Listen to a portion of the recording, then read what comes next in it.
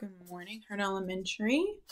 Actually, since it takes so long to upload, this will probably be good afternoon, Heard Elementary. Sorry about that. I was out of town and did not have internet access, but I am back and we are good to go. If I missed anybody's message on Dojo yesterday, please let me know. I have been checking to see that I've gotten everybody, but I might have missed somebody if it got buried somewhere. So if I missed your message on Dojo yesterday because I was without internet service, please let me know and I'll try to get back to you, okay? Getting into it. All right, 4/21, we are still celebrating our Earth Day stuff. But I am going to start off with news and then I will get into our person for the day and then explain what your assignment for the day and actually really for the rest of the week is, okay? So it's going to be a continuing assignment that we're going to do for the rest of the week, really. All right, today in history, first off, I wanted to start with a bit of Texas history.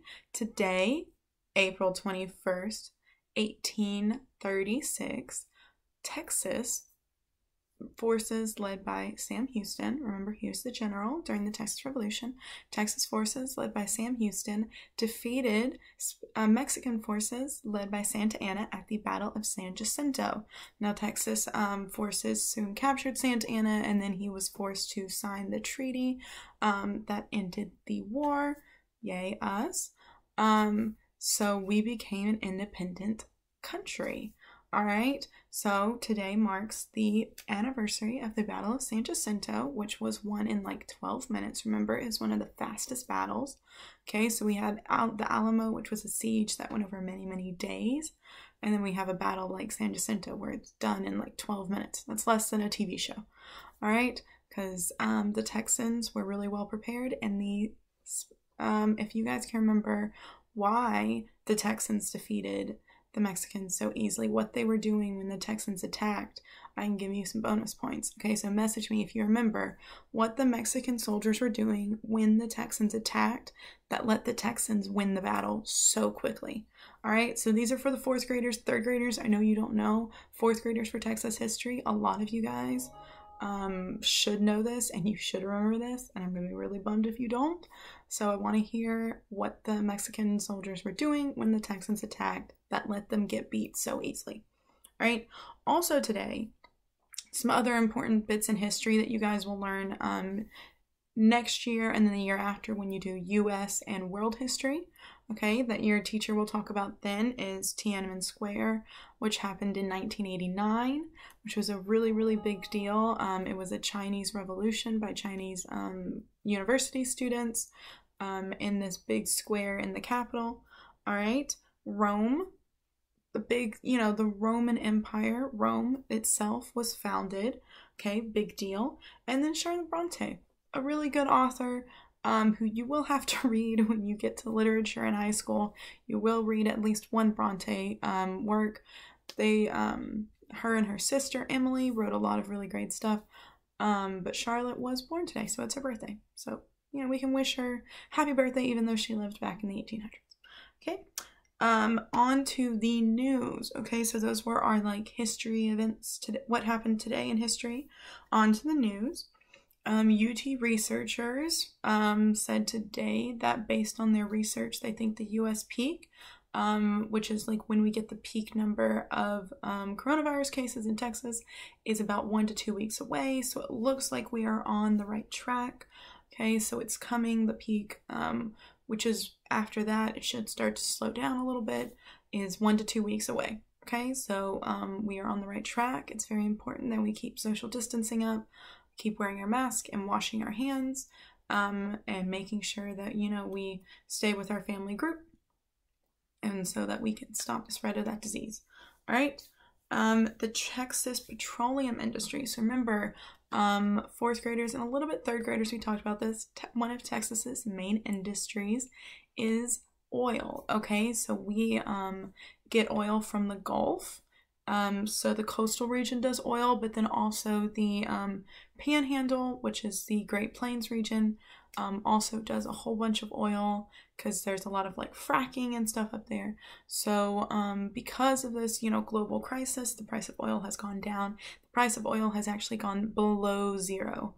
Okay, so that means like it costs negative money to get oil Now you won't see this costing negative money at the gas pumps, you know, like they're still going to charge you for gas, but you will have noticed that gas prices have gone way, way down. Okay, so in third graders, here's when you come back in. When the supply so this is the demand. Okay, so this is how much people want, and this is how much you're making. So see how much more that we're making than people want. That means that all of this in the middle is getting wasted, and it also means that we can't charge as much, so we're wasting a lot of money. So whenever the demand goes down, we slow the supply down to match it so that we're not making more than we need and we're not wasting any. It's like if you only had 3 people eating dinner, you wouldn't cook dinner for 7 people, you would cook dinner for 3 people so that all of that extra food wouldn't go to waste. Okay, it's the same thing with oil. So since the demand has gone so much down, they're considering stopping or slowing down production in some places in Texas so that we don't just waste a lot of oil, and all of the oil companies don't lose money, because that is one of Texas's main industries. Okay, so one of the main ways Texas makes money. All right, we also do have a lot of green energy. It is Earth Day, so Texas is not just reliant on oil. Remember, in the coastal and in the Great Plains region, there are a lot of alternative resources that we have. In the Great Plains region, we're using a lot of windmills. I don't know if anybody's ever driven up through Amarillo or Lubbock, but you see like those huge fields and there's just windmills like as far as you can see. Wind energy is a big deal. We also do that in the coastal range.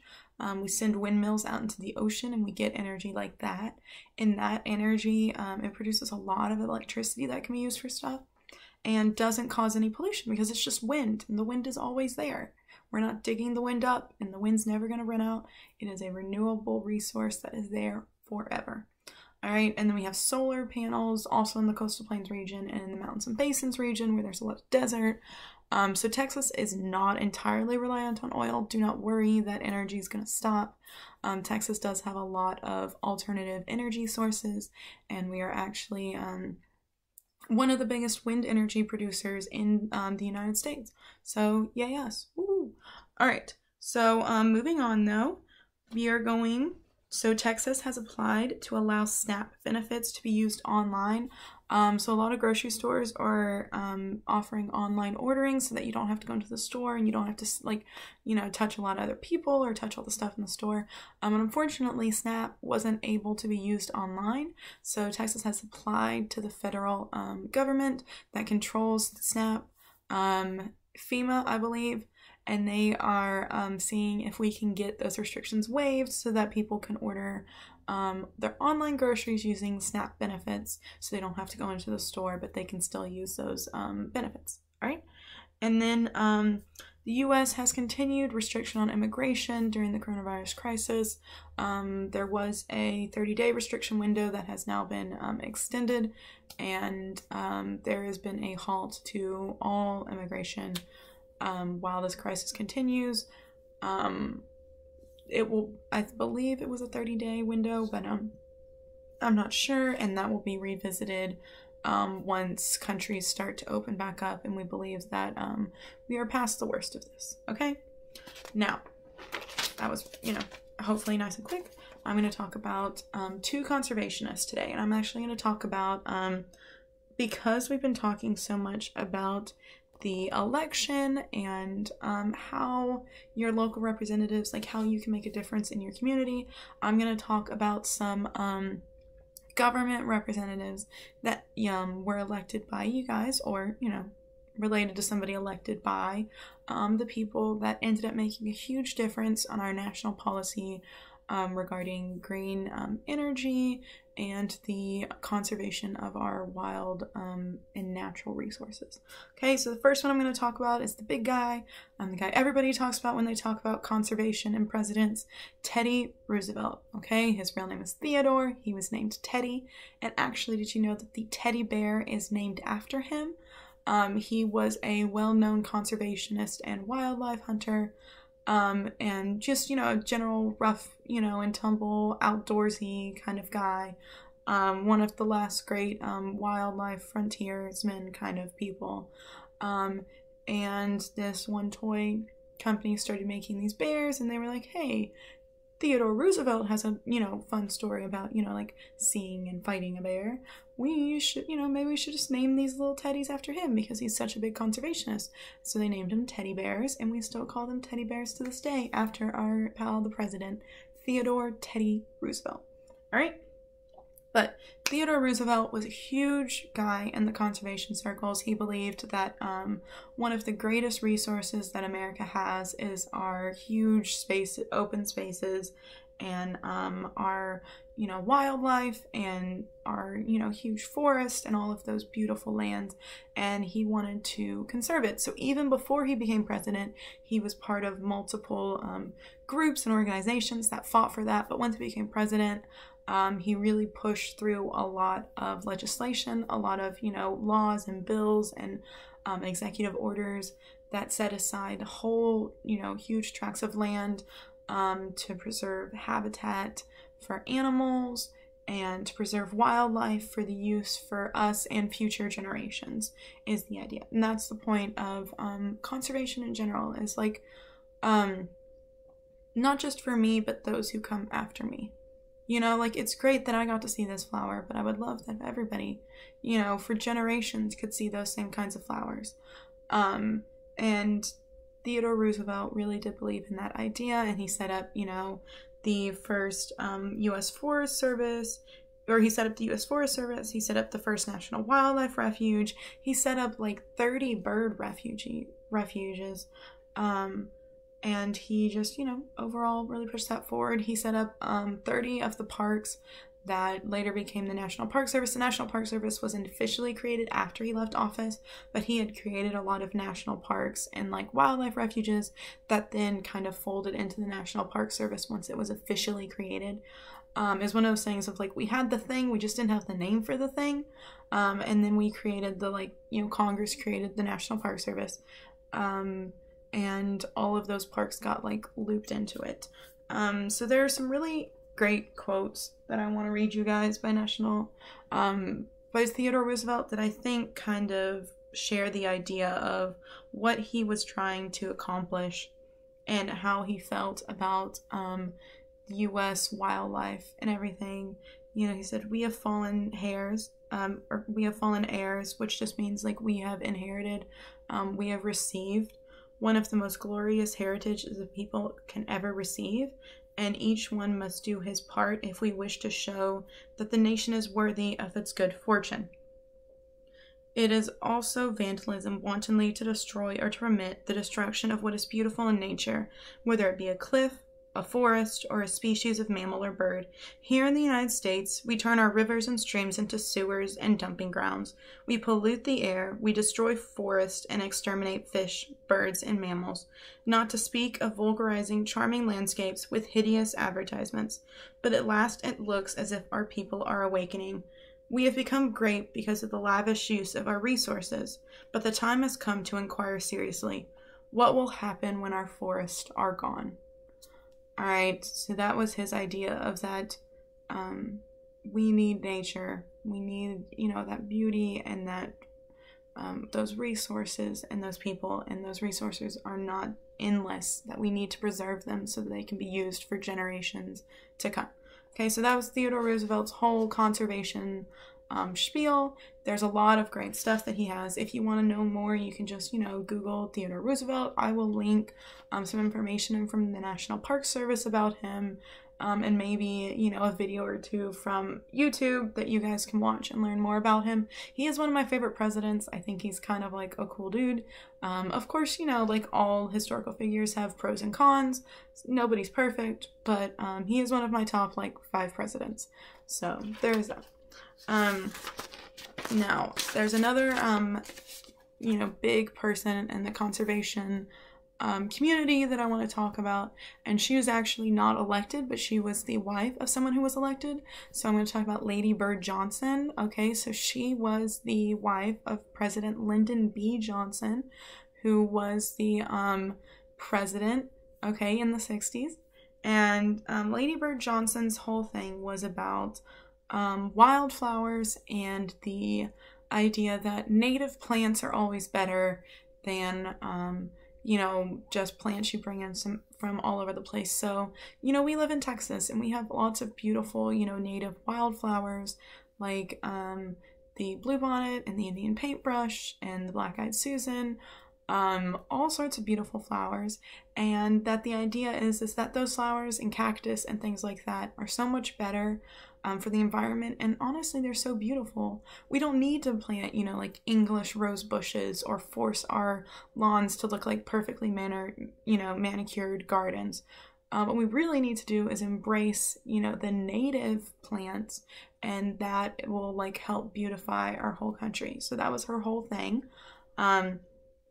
She had a lifelong love of nature and transferred into a quest to educate about the benefits of native plants, both ecologically and as part of her hope to beautify the country. So she had beautification projects. She, I don't know, like you guys probably think, oh, there's a ton of like billboards and ads all over the like roads.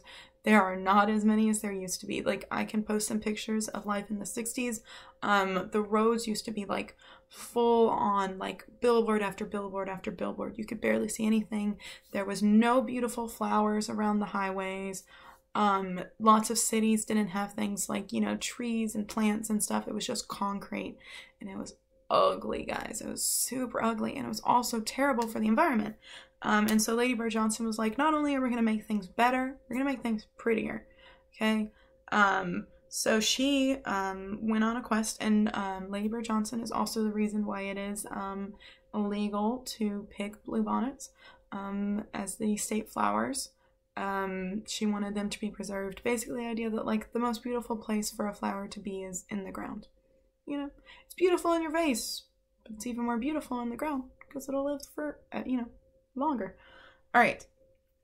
So she created, which is now known as the Lady Bird Johnson Wildflower Center. Obviously, she didn't create it and name it after herself. She named it something like the National Wildlife or National Wildflower Research Center. But they later renamed it in her honor because it was, her pet project, her like little baby. This is what she really cared about. And it is a place near Austin because LBJ was a president from Texas. Way to go, LBJ. He actually went to school at one of my old alma maters where I went to college, Texas State University. Way to go. So Lady Bird Johnson Wildflower Center is near Austin, and it's really, really beautiful. I suggest that you guys, try to make a trip up there whenever it opens. I'm actually not sure if it's open right now, if it counts as, I don't think it's a state park, but if it is, I can check on it. And I will let you guys know, but I am going to link obviously to, their homepage so you guys can explore them. But it's this huge, kind of almost farm-like place that has over 700 plant species. And their whole, thing is that they demonstrate how native plants conserve water and they minimize the use of harmful things like fertilizers and pesticides. So if something's meant to grow in a place, you don't have to force it to grow in that place. Okay, so that's her idea of like flowers that grow naturally don't need, to be watered, 3 times a day, or for you to like put a lot of fertilizer in the ground so that they'll live. They're supposed to live there, and they know how to live there, and they're already adapted to living there. So all of the things you've been talking about in Miss Beth's class about adaptations and, animals being, perfectly suited for their environments, same thing for plants, okay? Plants also can evolve and adapt to live in a certain place. And so that's why the plants and animals that are in a place are the best ones to live in that place. So you don't have to, like, force them to live there. They already know how to do it. They're the best at it. That's what they've been doing for like thousands of years. They know what they're doing. So, that's her whole spiel. You really should check out the Wildlife Center though, or Wildflower Center though. It is beautiful. And they've got some great things. So I am going to link to that and I want you guys to check it out. Okay. So those were my 2 people. I'm working on getting this quicker. Sorry about this. But I want to explain the activity for the day and how it's going to go forward. Okay. So what I want you to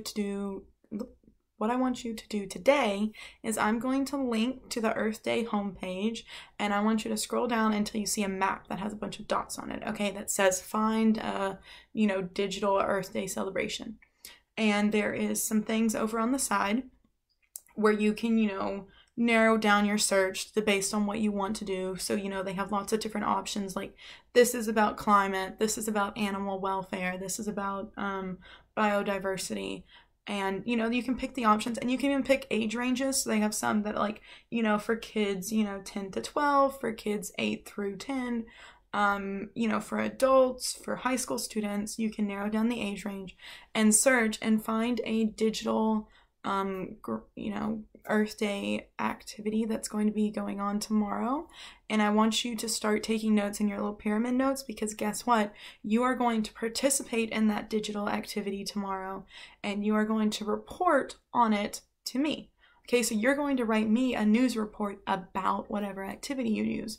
So that's the why you're taking notes starting now. So you notice whenever you took pyramid notes on the journal article for the first time, you notice that things kind of seem to go, you know, they started at the top and then they went down as you went. Most important to least important. And I, you know, showed you as like lead, body, extra information. You're going to take notes by yourself, and you're going to use those notes to write your own news article, okay? So we know the 6 parts of a news article. We know how they should be written. I gave you guys the rubric for what I'm looking for, and now you have a way to organize the notes you're taking on whatever event you're going to, and it kind of helps because that's kind of the order in which you're going to write stuff, okay? Just like you read in your news article. So pick an event.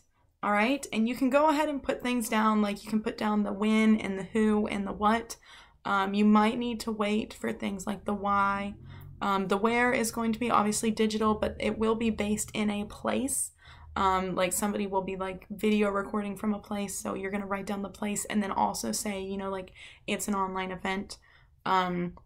And you might be able to write down like 1 or 2 details, but you're not going to be able to fill out the full thing, and that's okay because you're going to finish filling it out tomorrow. But I do want you to send me some of the stuff you've got, and I want you to tell me what digital event you're picking, because I want to know, so that when I see when you guys go through it tomorrow, I want to know, you know, how your notes are going and everything. Okay, so I need you to tell me what event you're doing, and show me whatever part of your notes you do have done. Like I said, you can probably only fill out the like what, when, who, and the where. The why and the details, and the quotes. Don't like that. Are going to have to wait until tomorrow, when you actually participate in the event.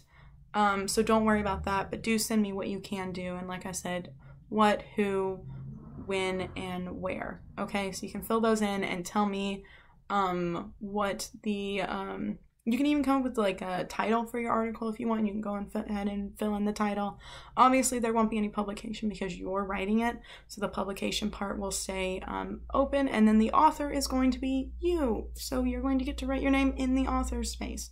Okay, do tell me what the event is though, because I would like to know, because when you guys go through it tomorrow, and then when you write your journal article or your news article Thursday and Friday, I need to know what event you did, so that I know, like, you know, how you did, whether you know, made it up or not, because I'll check. Don't worry, I'll check all the stuff that goes on, so I can make sure, you know, like, that I have all of the full information, and also like how, you know, that way I can, you know, fully appreciate your awesome journal articles that y'all are going to write me. All right, so that is your assignment for the day. I will do all of the links below like I always do, so you should be able to access whatever. Have a great day. I will see you guys tomorrow on Earth Day. Yay. And tomorrow on Earth Day, I'm going to talk about some events I'm doing, and then I'm also going to talk about some big conservationists. Right now, I'm probably going to talk about, I think I'm going to talk about animal conservationists, actually. I think that's what I'm going to be doing. And I'm going to talk about those guys. So, all right. I love you all. I will see you later. I miss you. Bye-bye. Hope to hear back from you.